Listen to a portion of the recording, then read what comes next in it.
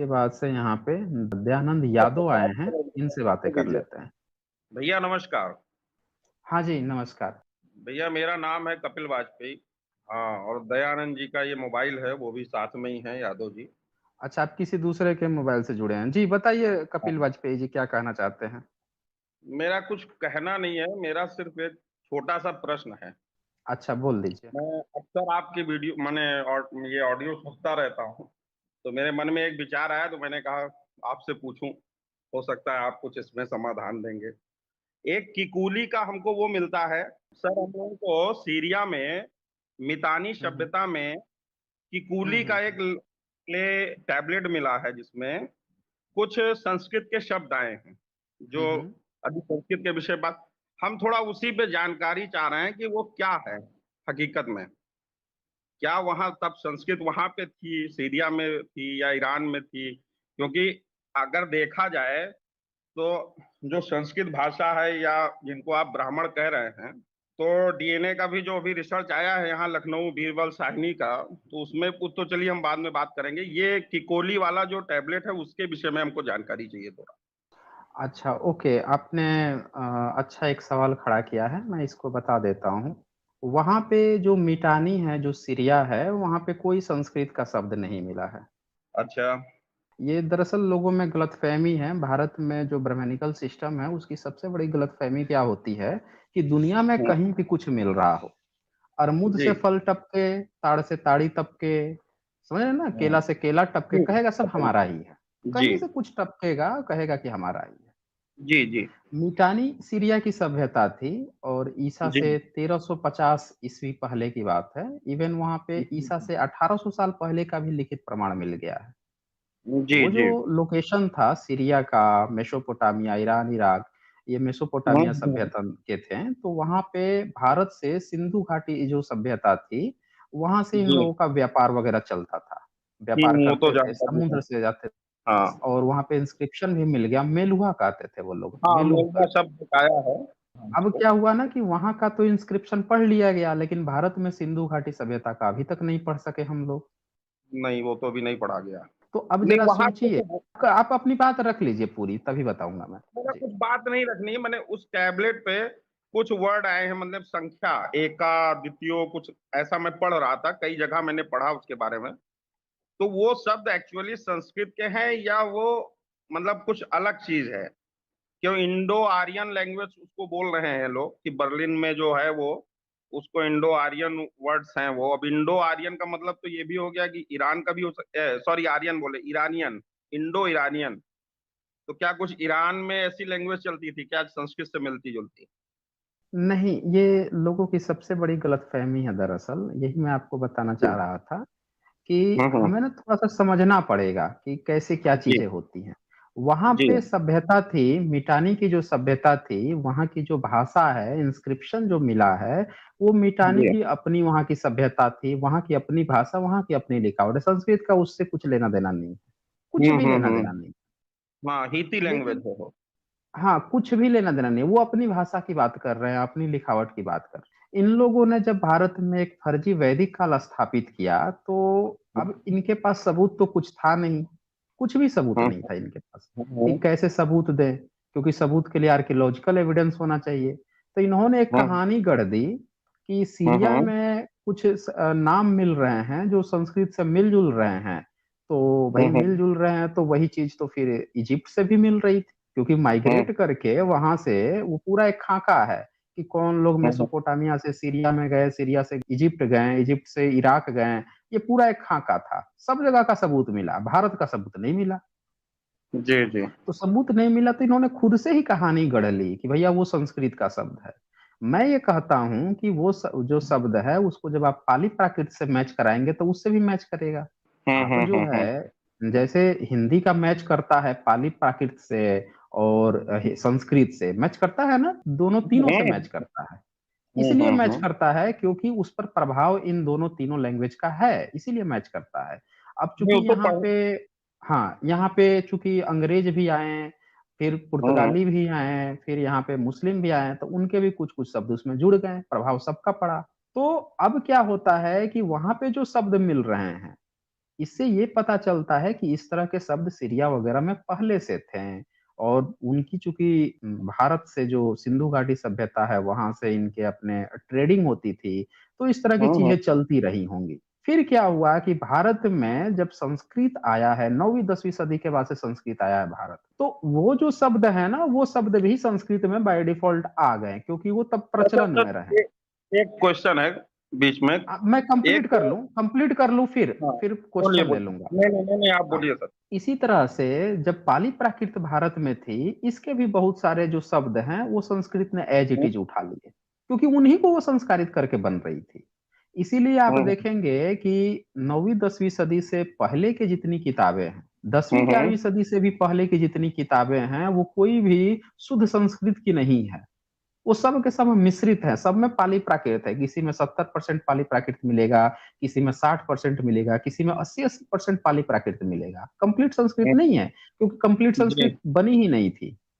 तो नहीं तो जितने कहा गया है संस्कृत हमने के कहीं। शब्द हैं, संस्कृत हाँ, के जो लिटरेचर। शब्द हैं, हाँ, संस्कृत जी जो डेवलप हुई ना 9वीं 10वीं सदी के बाद से, जो जी मुगल जी। मुस्लिम शासन काल में, उस पर हम्म। प्रभाव पड़ा। जो उधर से लोग आए थे, सीरिया से जो लोग आए हैं, जो बाहर से लोग आए हैं, उनका प्रभाव पड़ा। चूंकि वो मुस्लिम शासन काल में अल्लाह उपनिषद लिख रहे हैं, चूंकि हम्म जो अलबरूनी आया है वो भी ट्रांसलेट कर रहा है ग्रीक के लिए संस्कृत में, संस्कृत का उनमें, तो जो हम्म। प्रभाव पड़ा संस्कृत में जो शब्द घुसे, उन लोगों से बाद में आके घुसे। अब लोग क्या करते हैं कि इन्हीं चीजों को उठा के सीधे 3500 साल पहले ठोप देते हैं कि 3500 साल पहले घुसा। अब मान लीजिए कि भारत में कागज शब्द तब आया जब भारत में मुस्लिम आए। अब कोई कहे कि जो कागज शब्द है वो हिंदी में आ रहा है, तो इसका मतलब कि ये शब्द जो है 7वीं सदी में ही आ गया होगा, 6ठी सदी में ही आ गया होगा। नहीं भाई साहब, जब वो आए हैं तब आया है ना, जब नहीं नहीं, वो कागज आए तो अपने हैं ख्याल से तब आया फारसी होगा। शब्द है सर। हाँ, वही अरबी फारसी बोल रहा हूं मैं, कि जब वो आए अरबी होंगे फारसी शब्द। तब आया होगा, और वहां पे वो जो शब्द हम्म इजाद हुआ होगा उसके बाद से यहाँ पे आया होगा, तब ये यहाँ पे घुसा होगा। हम्म। तो इसी तरह से हमें इन चीजों को, क्रोनोलॉजी को समझना होगा। लोग क्या करते हैं, अब भारत में हिंदी में कई सारे इंग्लिश वर्ड भी घुसे हैं, तो अब एकदम। सोचेंगे कि भाई जीसस, हाँ, जीसस जब थे तभी से आके घुस गया। नहीं भाई साहब, नहीं घुसा। अंग्रेज तो आए हैं 15वीं 16वीं सदी से आना शुरू हुए हैं अंग्रेज, तो जब आए हम्म। हैं तब आके घुसा है ना। हम ऐसे थोड़े कर देंगे कि अब वहां पे 2000 साल पहले भी अंग्रेजी या इस तरह की कुछ ट्रेसेस मिलते हैं रोमन के, इसीलिए उसी समय भारत में आ गया। नहीं, ऐसा नहीं होता है। सीरिया की यही कहानी है। अच्छा सर, ये वही भी ना। तो हो सकता है। मेरा एक हाँ, प्रश्न है। बोलिए बोलिए। जिनको हम लोग नॉर्थ इंडियन कहते हैं एंसेस्टर, ए क्या है, ANI, नॉर्थ इंडियन एंसेस्टर जिन्हें कहा जाता है, तो ये भी तो हो सकता है कि अफगानिस्तान पाकिस्तान का जो रीजन है या ईरान का है, क्योंकि वहां भी अग्नि पूजन थे। यहाँ भी मतलब वैदिक काल में भी हम देखते हैं कुंड और यज्ञ ही था। ईश्वर नाम की तो कोई चीज और थी नहीं। जो आजकल हम लोग कर रहे हैं मंदिर या इन चीजों पे जा रहे हैं, ऐसा कुछ था नहीं। वहां तो सिर्फ यज्ञ का ही था है, और तो कुछ मिलता नहीं। तो ये भी तो सकता है कि वो पूरा रीजन ही रहा हो, वहीं संस्कृत डेवलप हुई हो, उसी एरिया में सब कुछ हुआ, उसके बाद भारत में आया हो। तो वहां पे सबूत मिलने चाहिए ना, वो तो पूरा बुद्धिस्ट इलाके हैं। ईरान पूरा बुद्धिस्ट इलाका था, 7वीं सदी तक वो बुद्धिस्ट जगह था। अफगानिस्तान पूरा बुद्धिस्ट हम्म। जगह था। वहां हाँ, से वो तो जितनी सही बात। मूर्तियां मिल रही हैं बुद्ध की मिल रही हैं, वो पूरा जगह ही बुद्धिस्टों का था। आप जिसको वैदिक ठहराने की कोशिश कर रहे हैं, नहीं उसका नहीं, कभी ठहरा वैदिक नहीं का रहा सबूत है नहीं मिला, उसको। बुद्धिस्टों का मिल रहा है। नहीं नहीं, अब तो सर हमें देखिए डीएनए का नहीं, अभी लखनऊ में आ डीएनए गया से है। डीएनए से ये साबित होता है कि आप बाहर से आए हैं। ये नहीं साबित होता है कि आपका वैदिक से काल यहाँ पे था, आपका संस्कृत था। ये नहीं साबित होता है, सिर्फ ये साबित होता है कि आप बाहर से आए। भाई नहीं मिनांडर सर। जो है ग्रीक था, मिनांडर हाँ ग्रीक हाँ, था। अब भारत ये में बात। आया, ईसा हाँ। से 200 साल पहले भारत में आया, तो आके बुद्धिस्ट बन गया। हेलोडोरियस जो है वो भी बुद्धिस्ट परंपरा से प्रभावित था। वो भी आके यहाँ इंस्क्रिप्शन, बकायदे मध्य प्रदेश में इंस्क्रिप्शन लिखवा के गया, हेलोडोरियस इंस्क्रिप्शन। अब बुद्ध की बात कर रहा है वो। तो भारत में जितने विदेशी आते थे सब बुद्धिस्ट बन जाते थे, अब बुद्धिस्ट बन के रहते थे। तभी तो बुद्धिस्ट जो है पूरे दुनिया में, मंगोलिया से लेकर चीन से लेकर जापान, हर जगह गए। ब्राह्मण धर्म क्यों नहीं गया वहां पे, बुद्धिस्ट ही क्यों गए? क्योंकि बुद्धिस्ट जो है, लोग उधर के भी आके बुद्धिस्ट ही बनते थे। ये पूरा इलाका बुद्धिस्ट था। ये फर्जी एक क्रिएशन खड़ा कर दिया गया है कि कोई वैदिक काल था, कोई ईश्वर ये कर्म करने। भाई ईश्वर तो बौद्ध मार्ग में है ही नहीं। और जब सबूत पूरे के पूरे जब बौद्धों के मिल रहे हैं, तो ब्राह्मणों का अगर कोई वहां पे अफगानिस्तान या ईरान या इस तरह की जगह पे कोई चीज होता, तो उनके सबूत जरूर मिलते हैं। अच्छा सर, एक बात कहें हम यहाँ। हाँ कहिए, मेरा जरूर कोई वो कहिए। तर्क नहीं है, मेरा कहना सिर्फ इतना कहिए। है कि जैसे आपने कहा कि ब्राह्मण धर्म के लोग आगे नहीं गए या नहीं मिले, सही बात है, नहीं मिले। अब यहाँ पे महा माने सम्राट अशोक का पूरा योगदान था, एक राजा का पूरा कोष खाली कर देना उस चीज के लिए। बाद में ऐसा मैंने कई जगह पढ़ा है कि उस कोष के खत्म होने के कारण शायद उन्होंने लास्ट में कुछ दान में देना था, तो शायद आधा आंवला सूखा कुछ ऐसा मैंने पढ़ा था कि वो लास्ट में कहीं दान देना था, तो उन्होंने भिजवाया था कि अब यही है। तो मेरा मानना है कि भाई एक राजा अगर चाहेगा उस समय, और मैंने आज से 2200 साल पहले सोचने वाली बात कि मैंने एक इतना बड़ा सम्राट जो इतने बड़े राज्य पे शासन कर रहा, तो उसके लिए ये चीजें करना आसान रहा होगा। तो ब्राह्मणों को तो ऐसा कुछ था नहीं कि वो मतलब वो कुछ भी आप उसको कहिए कि वो, हमको तो लगता है एक वो आपका दाहिर, राजा दाहिर जो चचनामा में मिलता है कि वही शायद एक ब्राह्मण राजा हुए, और तो कोई ऐसा ब्राह्मण राजा भी मेरे ख्याल से कोई हुआ नहीं। देखें कपिल वाजपेयी जी, मैं एक चीज बता दूं, जो जी सम्राट अशोक के बारे में आपने पढ़ा है, वो सबसे जी। पहले तो 1915 तक कोई जानता भी नहीं था कि भारत में सम्राट अशोक नाम का कोई चीज है। वो हाँ, कहानी भी सही बात। 1915 के बाद बनाई गई है। और जी 1915 में भारत में अशोक को उनके वंशज तक नहीं जानते थे कि वो उनके वंशज हैं। जी। तो ये कहानी उनके बारे में ब्राह्मणों ने ही लिखी है कि सम्राट अशोक पे जितनी चीजें हुई हैं, ये ब्राह्मणों ने ये कहानी परोस के दी है कि भाई उसने ये लुटा दिया। उन्होंने शाहजहां को भी ये कहा, जब उसने ताजमहल बनाया तो ब्राह्मणों ने ये कहा कि उसने ये लुटा दिया कोषागार। अरे भाई, सम्राट अशोक ने लुटाया नहीं था, वो तो इतना नहीं, उसके हम पास लुटाने संपदा की बात थी। नहीं कर रहे हैं, आपको बता रहा शब्द हूँ, गलत निकल गया कपिल कपिल वाजपेयी जी, मैं आपको थोड़ा सा क्लियर कर है। देता हूँ ये पॉइंट। सम्राट अशोक जो हैं, उनके जो सबूत हैं वो अफगानिस्तान से लेकर ईरान से लेकर पूरी दुनिया में मिल रहे हैं। इसलिए मिल रहे हैं हाँ कि वो गरीब नहीं था, वो सबसे दुनिया का बड़ा शहंशाह था। जो गरीब राजा होता हाँ। है ना, उसकी इतनी बड़ा साम्राज्य नहीं होता है। गरीब राजा वो थे जिनका साम्राज्य छोटा था, उनको कर कम मिलता जी। था। वो बंदा हम्म। ऐसा था कि उसने अपने जो लुम्बिनी है वहां पे इंस्क्रिप्शन लिखवाया बकायदे कि ये जो है बुद्ध का ये जन्म स्थान है, तो यहाँ पे मैं हम्म टैक्स 1/8 लूंगा। आधा हम्म। टैक्स माफ कर दिया वहां का, वहां के लोगों का, इसलिए क्योंकि वहां के लोग जो हैं बुद्ध के जन्म स्थान, उनके पैतृक जगह के लोग थे। आधा टैक्स माफ जी। कर दिया उनका। तो हम्म। उसको टैक्स की कमी नहीं थी, पूरे भारत से लेकर ईरान तक टैक्स वसूल रहा था। ये नहीं, फर्जी वो सब कहानी तो कहीं नहीं 1915 के बाद है। से उनका चरित्र हरण करने के लिए ये सब लिखी गई है। नहीं नहीं, मैं अब ये दूसरी नहीं कह रहा बात, हूँ कि वो अब मैं दूसरी बात उसमें बताता हूँ पंडित जी। आपको। अब मैं जी दूसरी जी बात बताता हूँ, जो ब्राह्मणों की हम्म बात है कि भाई ब्राह्मणों हम्म के पास कुछ नहीं था तो कहाँ से सबूत देखें। हम्म मेसोपोटामिया से लेके, सीरिया से लेके, तुर्की से लेके, इजिप्ट से लेके पूरी दुनिया के सबूत मिल गए। हम्म। आदिवासियों तक के सबूत मिल जाते हैं, ट्राइबल्स के, जो तीर धनुष भाले के अलावा और कुछ नहीं जानते हैं, उनके तक के जी। सबूत मिल जाते हैं। सिर्फ हम्म। ब्राह्मण का ही या ब्राह्मण धर्म का सबूत नहीं मिलता है। कारण यह है कि वो झूठ बोल रहा है। सिर्फ कारण इतना है कि वो झूठ बोल रहा है, असली चीज वो बताना नहीं चाहता है कि भारत में आके वो बुद्धिस्ट बना था, बुद्धिस्ट बन के रह रहा था। फिर जब बुद्धिज्म का खेल खत्म किया या खत्म हुआ, उसके बाद से जो है ब्राह्मण धर्म क्रिएट कर लिया, मुगलों से साठ गांठ करके। और जिस तरह से मुगलों ने, जहां से जो मंगोल आए थे मंगोलिया से। हम्म मंगोलिया एक बुद्धिस्ट देश था। तो बुद्धिस्ट हम्म देश था, तो बुद्धिस्ट में जब मुस्लिम की संख्या बढ़ी तो उसको दो पार्ट कर दिया गया, एक उज्बेकिस्तान बन गया वहां पे। आधा मुस्लिम ने फाड़ के ले लिया, बाकी जो बचा वहां बुद्धिस्ट थे। उस देश से मुस्लिम आए थे, तो यहाँ पे आके उनका जो टारगेट था, वो मुनि बुद्धिस्ट के जितने जगह थे वो उनका अपना जगह होना था। वो उसको अपना ही मानते थे क्योंकि वो कन्वर्टेड, वो मुस्लिम बने थे। तो अब हम्म। यहाँ पे क्या था, ब्राह्मण यहाँ पे इनसे साठ गांठ कर लेता है और बुद्धिस्टों की जगह को पूरी तरह से खत्म कराता है। उनकी चाटुकारिता में अल्लाह उपनिषद लिख रहा है, नई नई काल्पनिक कहानी लिख रहा है। पूरे बौद्ध मार्ग का ही ब्राह्मणीकरण कर दिया उसने, पूरा बौद्ध मार्ग को उठा के खत्म कर दिया। कहा कि हम खत्म करते हैं भाई साहब, जैसे आपने वहां पे खत्म किया, मुस्लिम बने, हम पूरा खत्म करते हैं। उसने विनायक को उठा के गणेश बना दिया, उसने बुद्ध को उठा के, बोधिसत्व को उठा के ब्रह्मा विष्णु महेश बना दिया। फर्जी फर्जी पुराण लिखने शुरू किए। बौद्धों की जातक कथाओं को उठा के रामायण महाभारत लिख किया, ब्राह्मणीकरण किया। वो कहते थे कि भाई बुद्ध जो है महिलाओं से दूर होने की बात करते हैं, कि व्यभिचार नहीं करना चाहिए। उसने भगवान कृष्ण को ही व्यभिचारी बना दिया, सारे देवताओं को व्यभिचारी, मतलब रामायण लिख रहा है इंद्र से अहिल्या का व्यभिचार करवा दिया। ऐसी ऐसी कहानियां भर दी उसने पूरे अपने किताब में। ये काम कौन किया? शूद्र को पढ़ने का अधिकार नहीं, सारा काम ब्राह्मण ने किया। तो ब्राह्मण एक ऐसा जीव है जिसने क्या किया है, धूर्तता खूब की है। और सबूत उसके इसीलिए नहीं मिलते हैं क्योंकि वो असली चीज बताना ही नहीं चाहता है।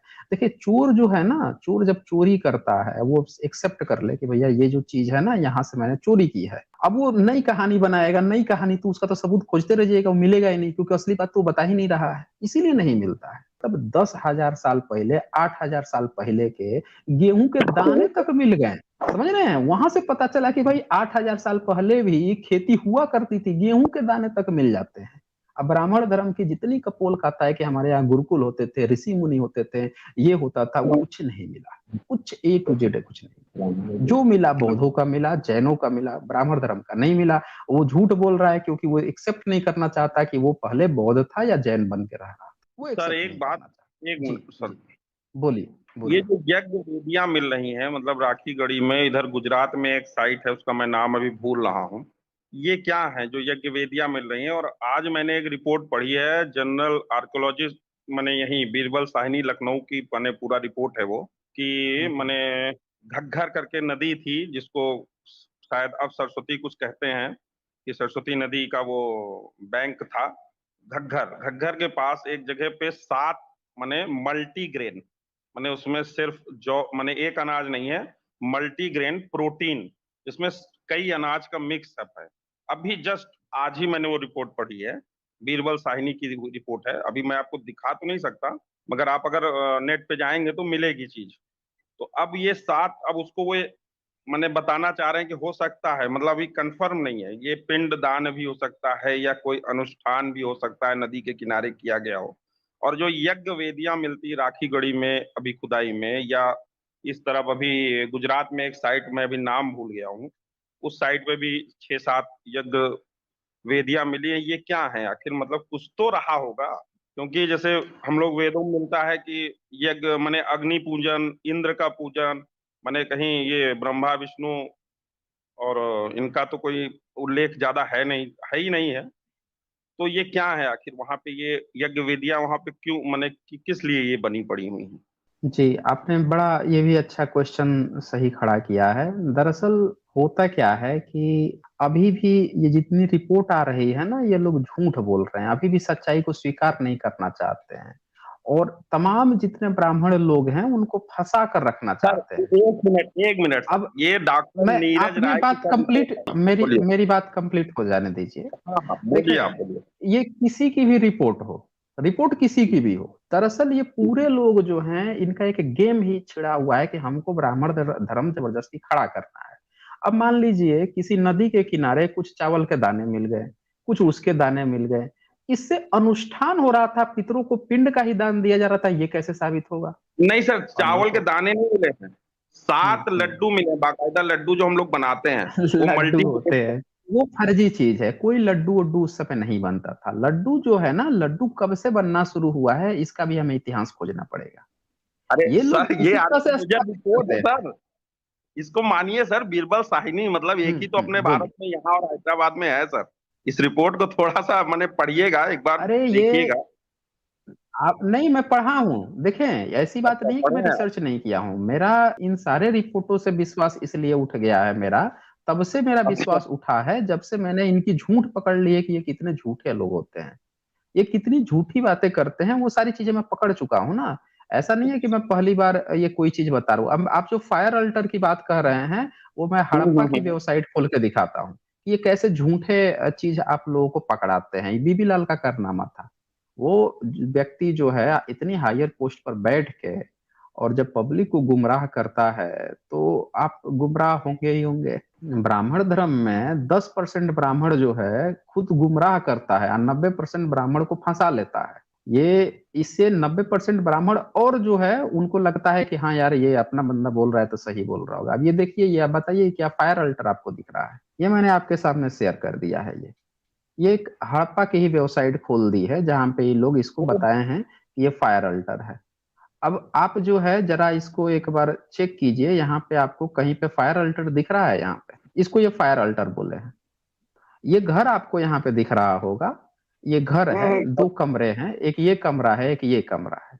यहाँ पे जी। भी ये नाली नाली यहाँ पे राइट साइड में एक दिख रही होगी। अच्छा, ये जो हम्म। घर है यहाँ पे अब देख रहे होंगे एक गोल सा ऐसे चूल्हा टाइप का एक दिख रहा होगा। यहाँ पे भी छोटे छोटे इस चूल्हे के आगे दो छोटे छोटे इस तरह के छोटी चीजें दिख रही होंगी। इसके बगल में ये जो घर है, इसमें बड़ा सा एक वो दिख रहा होगा, हौदा टाइप का दिख रहा होगा, बड़ा सा गड्ढा टाइप। जी हाँ, नहाने का कोई स्थान है वो। हाँ, अब इसमें से कौन सा फायर अल्टर है, घर के भीतर कौन सा फायर अल्टर बनता है, ये जरा बता दीजिए। और इसको दिखा के बीबी लाल जो है कहता है कि हड़प्पा में जो है, कालीबंगन में जो है फायर अल्टर मिल गया है, वैदिक काल जो है हो सकता है, सबूत हो सकता है फायर अल्टर का। बताइए नहीं, हम कौन तो सा सर फायर अल्टर इस तरह से बनता है ये। अभी जो ये राखी गढ़ी मिशन है उनकी बात कर रहा हाँ, था। मैं राखी गढ़ी पर भी आ जाऊंगा, मैं राखी गढ़ी पे भी आ जाऊंगा कि ये लोग जिन चीजों जी को दिखा के फायर अल्टर दिखाने की कोशिश कर रहे हैं, ये दरअसल ये इसको भी दिखाए हैं, किताब में लिखा है बकायदे। इसको राम शरण जो शर्मा है, जो इतिहास के लेखक है, उन्होंने कहा कि जिस तरह से कालीबंगा और इन जगहों पे फायर अल्टर दिखाने की कोशिश की गई है इन लोगों के द्वारा, वो चीज जो है उसकी प्रामाणिकता सही नहीं है। उन्होंने एक शब्द लिख दिया है कि प्रामाणिकता वो सही नहीं है, वो फायर अल्टर्स नहीं हो सकते, उसको झूठ मूठ का कहा जा रहा है। उसी तरह से अब ये उस पे आ गए राखी गढ़ी पे कि वहां पे फायर अल्टर दिखा देंगे, तो उससे तो भी इनका साबित नहीं हो रहा है ना। आप किसी कहीं पे कुछ जला हुआ मिल गया, ये फायर अल्टर कैसे दिखाते, इसको फायर अल्टर इन्होंने क्यों बताया था, ये गोल सा जो दिख रहा है यहाँ पे जला हुआ कुछ मिल गया था। अब इन्होंने ये किचन हो सकता है, रूम बगल में नाली भी तो जा रही है, घर में कौन इतना गोल ऐसा बना के यहाँ पे कर देगा, जला हुआ कुछ मिल गया उसको तुरंत बोल देंगे फायर अल्टर है। तो जहां कहीं जला हुआ मिलता है भैया, कोई बंदा जो है आज भी गाँव में चाहे कहीं पे लड़के बाहर घर से बाहर जो है चूल्हा वाला ईंटा उटा जोड़ के जमीन खोद खाद के आग लगाते हैं और कुछ बना लेते हैं। कहीं पे सत्तू का बना लेंगे, कुछ लिट्टी चोखा बना लेंगे, कहीं पे मुर्गे वर्गे बना लेंगे, कुछ बना लेते हैं। कहीं पे दब गया, भूकंप आया, नीचे बचा रहा, उसे सब कोई खोलेगा, उसको तुरंत बोल देगा ये फायर अल्टर मिल गया, क्योंकि अच्छा जली सर, हुई जो चीज मिल गई। मुझे नाम याद आया, कालीबंगा, वहां भी ऐसे ही है, गोल मिले हैं माने अग्निकुंड। ये जो है ना, ये कालीबंगा का ही है। देखिए मैं इसको दिखा देता हूँ, ये देखिए ऊपर पढ़िए, देखिए हड़प्पा.com कालीबंगा मार्च 28 2016। इसको इन जी लोगों जी। ने कहा है फायर अल्टर। अब मैंने आपको खोल के दिखा दिया कि जिसको ये फायर अल्टर कह रहे हैं उसको सभी पब्लिक आंख खोल के देख लीजिए, बता दीजिए कि इसमें कौन सा फायर अल्टर है, किसको फायर अल्टर दिख रहा है भाई साहब। कोई भी व्यक्ति जो है इसको देख के बता दे कि भैया यहाँ पे कहाँ फायर अल्टर है, ये लोग स्थापित किए हैं ना यहाँ पे, चक्कर तो ये है। जी तो इस तरह से झूठे प्रमाण, देखें कपिल वाजपेयी जी, आपने बुद्धिस्टों के प्रमाण देखे होंगे, बौद्धों के आपने प्रमाण देखे होंगे, उनके सीधे सीधे मूर्तियां मिलती हैं, सीधे सीधे लिखित प्रमाण, अशोका के प्रमाण मिलते हैं। दो सबूत होते हैं, एक होता है ना कि कुछ चीज मिला और सावन का अंधा है तो अंधे को हरा ही हरा दिखता है। अब ब्राह्मण धर्म का कुछ नहीं मिला तो जला कुछ मिलता है, वो तुरंत उसको बता देते हैं कि हमारा ही फायर अल्टर है, कुछ जला है हम ही जलाते थे। अरे इन लोगों ने जलाना भी बौद्धों से सीखा है, ये जो मंत्र बनाना जो है ना, ये मंत्र भी बौद्धों से सीखा है। बौद्धे जो है ना 7वीं 8वीं सदी में तंत्रयान जब आया था, तंत्र से मंत्र की रचना हुई थी, वहां से सीखा इन्होंने। यज्ञ अच्छा हवन कुंड जो है तिब्बतियों से सीखा इन्होंने, तिब्बत वाले यज्ञ सर, हवन कुंड करते थे। जी सर एक बात यहाँ बोलूंगा। मैं जी जी अभी तो बोलिए। रिपोर्ट आनी है। मैं एक तो मैंने डिबेट सुन रहा था, मतलब डॉक्टर हम्म नीरज राय, जो लखनऊ यही बीरबल साहिनी में है, डीएनए वाले हम्म ग्रुप में, तो उन्हीं का हम्म सुन रहा था। तो उनका ये कहना था कि 1200 बीसी के पहले, 1200 हम्म बीसी के पहले, जैसे हमने और भी एक दो रिपोर्टें पढ़ी हैं जिनमें ये मिला है कि सवर्ण, पिछड़ा और दलित, जिसको आप माने शब्दों को मत लीजिएगा, मेरा खाली हम्म। वर्गीकरण में छोड़ने का बात है, कि इनमें सब में डीएनए में फर्क आना 1200 वर्ष पहले से शुरू हुआ, उसके पहले ऐसा नहीं मिलता है। तो क्या हम्म। जातिवादी जो व्यवस्था बनी, ये क्या 1200 वर्ष पहले बनी, बीसी के पहले बनी? नहीं नहीं, अगर जातिवाद भारत भारत में जातिवाद आया है तकरीबन 9वीं 10वीं सदी के बाद, जब ब्राह्मण धर्म ने जो बौद्धों के विश्वविद्यालय जलवा दिए, और उस विश्वविद्यालय के जलवाने के बाद से इन लोगों ने एजुकेशन की कोई परंपरा नहीं खड़ी। भारत में बौद्धों के 70 से ज्यादा विश्वविद्यालय मिल गए, यही लोग आपके आर्कियोलॉजिस्ट लोग बता रहे हैं। इतने बड़े नहीं बड़े नहीं, दस दस हजार स्टूडेंट पढ़ते थे। मैं बता देता हूँ, मैं आपकी पूरी वो कहानी बता देता हूँ, वहीं से आप पकड़ मैं लेंगे। डीएनए रिपोर्ट की जब बात कर रहा हूँ, अब जो अथेंटिक बात आई। मैं उसी की बात कर रहा हूँ, थोड़ा सा आपको समझना पड़ेगा, उससे आपको क्लियर हो जी जाएगा। जब उनको जी जलवा दिए, अभी क्या होता था कि बच्चा जब स्कूल में जाता है ना, अभी बच्चा पढ़ने, कोई किसी भी घर का बच्चा हो, तो जब पढ़ने जाता है तो वो इंजीनियर बन सकता है, डॉक्टर बन सकता है, शिल्पकार बन सकता है, कुछ भी बन सकता है, बहुत अच्छा पैसा मिलेगा। जो शिल्प कला प्राचीन काल में जो सीख लेता था, इंजीनियरिंग उसको कहते थे, शिल्प कला को ही। हाँ वो तो शिल्प कला ही इंजीनियरिंग उस है ही समय है। इंजीनियरिंग थी, हाँ इंजीनियरिंग हाँ थी। उसको सबसे वो ज्यादा पैसा इंजीनियरिंग। मिलता था, हाँ सबसे ज्यादा राजा जो है पैसों से तौल देता था। अब क्या होता है कि ब्राह्मण धर्म जब अपनी किताब लिखता है 13वीं 14वीं सदी के बाद से नए सिरे से, तो शिल्पकार को खूब गाली देता है। ब्राह्मण धर्म में शिल्पकार को कहा गया है कि सबसे नीच से भी नीच है, इसके घर का बिल्कुल मत खाना, घर पे भी फटकने मत देना। एकदम नीच बना दिया शिल्पकार को। डॉक्टर को भी नीच बना दिया, वो तो पीप के समान है, उसका घर का खाना मत खाना। तो ब्राह्मण धर्म की जो रचना हुई है ना, उसको आपको ध्यान में देखना होगा कि भारत का जो मूल सभ्यता था, जो बौद्धों की सभ्यता थी 13वीं 14वीं सदी तक, 12वीं सदी तक, उसमें विश्वविद्यालय थे, पढ़ाई करवा रहे हैं, शिल्पकार शिल्पी बना रहे हैं, इसीलिए भारत की इतनी शिल्प कला मिल रही है। तो उनको वो नीच बनाता है, और यही लोग सबसे ज्यादा पैसा कमाने वाले लोग थे। और इनके विश्वविद्यालय जब जल जाते हैं, जहां से ये शिल्प कला सीखते थे, जहां से ये आयुर्वेद अपनी चिकित्सा सीखते थे, उनको ये नीच बोल रहा है ब्राह्मण धर्म। तो पूरा का पूरा जो है वो कम्युनिटी को ही खत्म कर देता है, वो अनीच बना देता है। और मुगलों से वो चूंकि मिल जाता है, तो वो सत्ता में घुस जाता है। ये लोग सत्ताहीन रहते हैं, इनका अपना राजा नहीं है, बौद्ध खत्म हो सर गए हैं, एजुकेशन सेंटर खत्म हो फिर गए। बस रुक जाइए, मैं बता रहा हूँ। अब हाँ क्या हाँ होता बोलिए। है कि शिल्पीकार जो है, शिल्पीकार का बेटा अब नई टेक्नोलॉजी स्कूल में जाके, कॉलेज में जाके नहीं सीख सकता था। बढ़ई लोहार का बेटा स्कूल कॉलेज में जाकर नहीं सीख सकता था नई टेक्नोलॉजी जो बौद्धों ने इजाद की थी। जब नहीं सीख पाता है, चूंकि ब्राह्मण धर्म में अब ये नीच है, तो इसके पास दो ऑप्शन है, या तो ये मुस्लिम बन जाए, या फिर ये हम्म, ब्राह्मण धर्म का ये नीच बन के रहे। दो ही था इसमें। तो जो कि स्वाभिमानी लोग थे, वो भले ही नीच बनना स्वीकार कर लिए, मुस्लिम नहीं बन पाए, वो लोग वैसे ही नीच बने रह गए। उनको इसने नीच बना दिया। अब इनके पास कुछ बचा ही नहीं, क्योंकि धर्म भी सत्ता से चलता है ना। धर्म सत्ता से चलता है, हम्म, सत्ता ही खत्म हो गई। सत्ता खत्म हो गई, विश्वविद्यालय खत्म हो गए, कोई सोर्स नहीं बचा। अब ब्राह्मण धर्म के पास दोनों सोर्स था, एक तो नया अपना धर्म भी खड़ा कर रहा था इनको नीच बना के, दूसरा उसने मुगलों से साठ गांठ भी कर ली थी, उनकी चाटुकारिता, उनके दरबारी भी था, तो इसलिए उसका अपना सारा चीज बना रहा। तो यहां से चीजें जो है ना, अब वो क्या करता है कि यहां से जातिवाद को वो अपना धर्म बनाता है कि अगर कोई वर्ण संकर, अगर वो उसमें शादी कर लेगा तो वर्ण संकर हो जाएगा, तो तुमको उससे उससे शादी नहीं करनी है। तुम अपनी जाति हो तो अपने में करो, नहीं तो फिर तुम वर्ण संकर हो जाओगे। वर्ण संकर को गाली बनाता है। तो वहां से जो लोग मुस्लिम बन गए वो मुस्लिम बन गए, जो ब्राह्मण धर्म का हिस्सा रहे तो वो फिर अब दूसरे में शादी नहीं कर सकते थे। तो जो उस समय क्षत्रिय वर्ग था, उसने उसको फॉलो अप किया, तो वो मानना लगा, उसने शादी विवाह सारा चीज रोका। उसको बाद से जो जो गरीब लोग थे, जो लोग ताकत में नहीं थे, उन पर तो कुछ चलना ही नहीं था, तो वो तो वैसे ही मजबूर थे। जिन पे ताकत थी उन लोगों ने स्ट्रिक्टली फॉलो शुरू किया, वहां से जातिवाद बहुत तेजी से बढ़ा है। और आज अंग्रेजों के समय आते आते भारत का पूरा इतिहास ही बदल कर ये चक्कर हुआ है।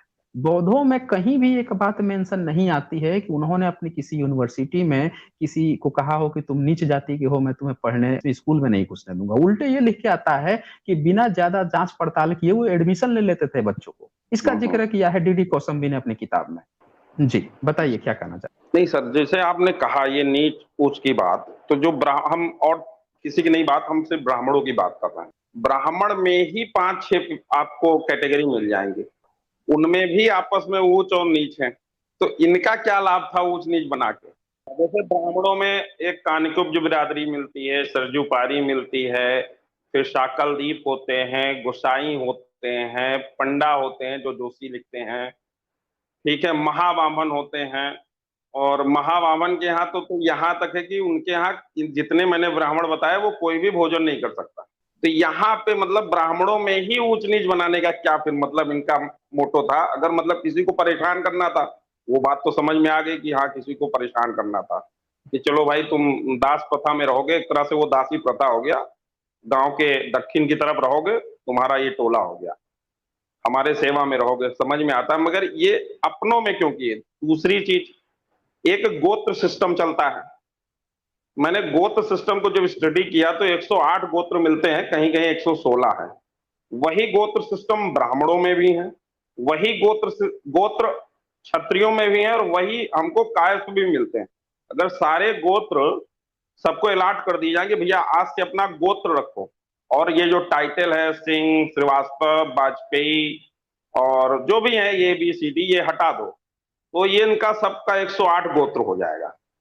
108 गोत्र में ही सारे विभक्त हो जाएंगे, ये तीनों की जाति खत्म हो जाएगी। तो ये दोनों चीज का मतलब मेरी नहीं समझ में आता। हम बड़ा प्रयास करते हैं समझने का, मगर कभी आया नहीं। आप लोग, वो दलित का तो समझ में आया कि चलो ठीक है भाई, हमारे सेवक में एक हमने वो पूरा जन समूह तैयार कर रहे हैं, मगर अपनों में आपस में ही क्यों ऊंच नीच कर लिया इन लोगों। बड़ा अच्छा आपका ये भी प्रश्न है कि ब्राह्मणों में आपस में भेदभाव क्यों हुआ। देखिए, ब्राह्मण धर्म में जो ब्राह्मण धर्म की नींव जो है ना, वो फूट और भेदभाव पे खड़ी है। अगर वो भेदभाव फूट अगर खत्म होगा तो फिर ब्राह्मण धर्म वो नहीं रहेगा, फिर वो भारत की मूल संस्कृति में विलीन हो जाएगा। पूरा ब्राह्मण धर्म तभी खड़ा है जब तक वो भेदभाव करते रहेगा। एक ब्राह्मण खुद को तभी कह सकता है जब सामने वाले को शूद्र कहे, क्षत्रिय कहे, वैश्य कहे। अगर सामने वाले को क्षत्रिय, वैश्य, शूद्र कहना छोड़ देगा तो वो खुद ही ब्राह्मण नहीं रहेगा, वो खुद भी इंसान बन जाएगा। तो पूरा ब्राह्मण धर्म की नींव ही इसी पे थी। जब नींव जब तैयार की जाती है भेदभाव पे ना, तो वो आग घर में भी लगती है। तो ब्राह्मण धर्म जो है वो कभी भी संगठित नहीं था, कभी भी संगठित नहीं था।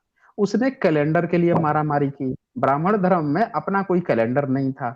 उसने बौद्धों का कैलेंडर उठाया, शक संवत।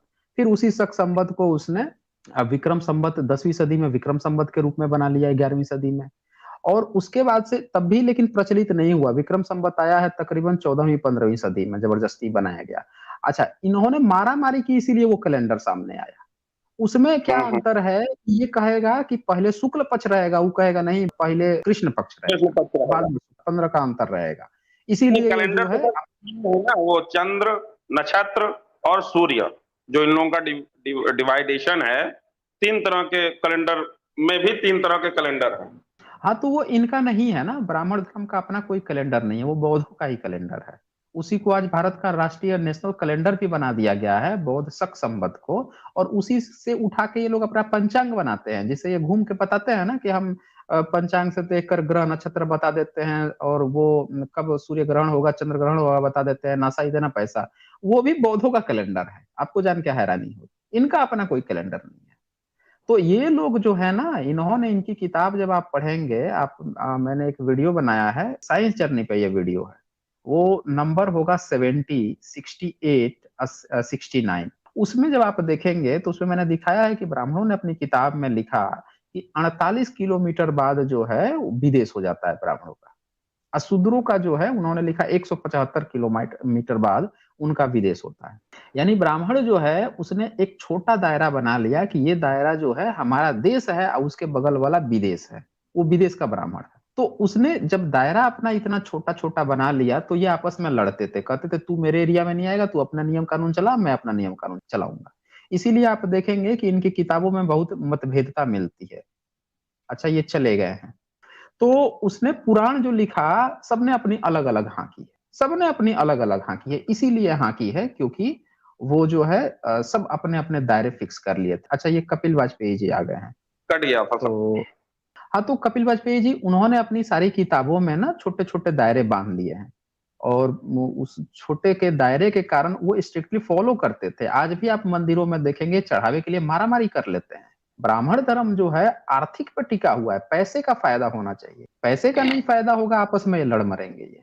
आप चले जाइए वहां पे, लोगों की लाश खड़ी रहेगी, और काशी पे बिना पैसा दिए वो हिलने नहीं देंगे, क्या करने नहीं देंगे।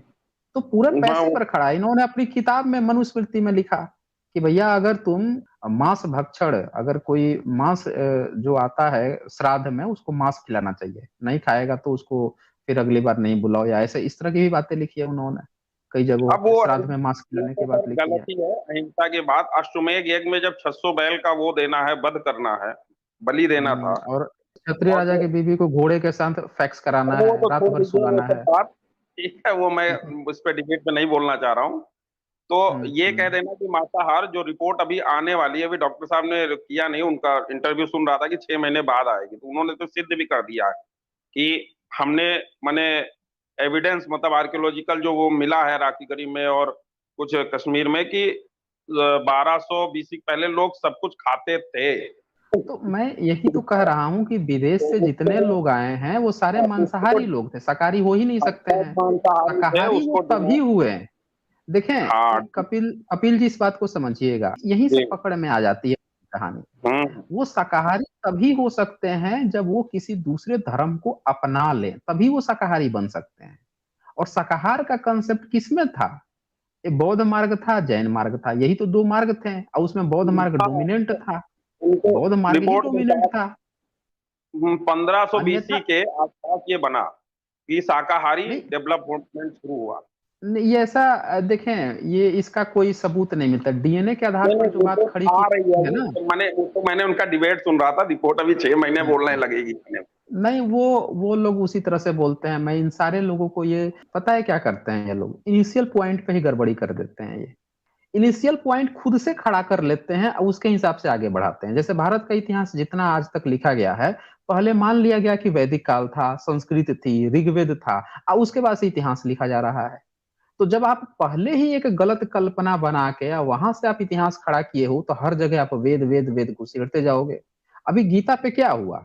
आर्य समाजियों ने वेद को अपना पहला हथियार बनाया कि वेद सम्मत होने चाहिए सारे शास्त्र। तो उन्होंने गीता को जब फिल्टर किया तो 700 में से सिर्फ 70 श्लोक को कहा कि भैया ये 70 श्लोक सही है। अब बाकी जो है 630 श्लोक जो है वो मिलावटी श्लोक हैं, प्रक्षिप्त हैं। क्यों? क्योंकि वो वेद से मैच नहीं करते। तो वेद को यहां से ये समझना होगा कि वेद को जबरदस्ती ठुसेड़ा गया है। पुराण वेद नहीं से नहीं मैच करता। नहीं, हम ये पुराण भी वेद मान से नहीं, सकते गीता वेद से नहीं मैच करता, क्योंकि वेद भारत की संस्कृति ही नहीं थी कभी। आज के डेट में जो लोग वेद और वैदिक काल स्टेब्लिश कर रहे हैं, वो एक फर्जी काल्पनिक चीज है जो जबरदस्ती थोपा जा रहा है। वो कभी भारत की संस्कृति ही नहीं रही।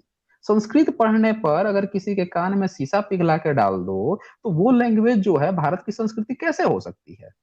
ब्रह्म हैं। सूत्र नहीं में ये तो शंकराचार्य का लिखा हुआ है कि अगर कोई शूद्र जो है वेद सुन ले तो उसके कान में शीशा पिघला कर डाल दो, उसको बीच से चीर दो, उसका जीभ काट लो। ये बातें लिखी हैं। अब बताइए वो भारत की संस्कृति कैसे हो सकती है? किसी मुस्लिम ने कहा है कि उसका जो नीच व्यक्ति है वो कुरान पढ़ ले तो उसका जीभ काट लो, कान पिघला के शीशा? वो तो कहे भाई तुम भी कुरान पढ़ो। वो तो काफिर से भी कहेगा कि कुरान पढ़ ले, मेरे अरबी का कुरान तू भी पढ़ ले। सबको बुला बुला के पढ़ाएगा। ये लिख रहे हैं कि भाई वेद नहीं पढ़ने देंगे।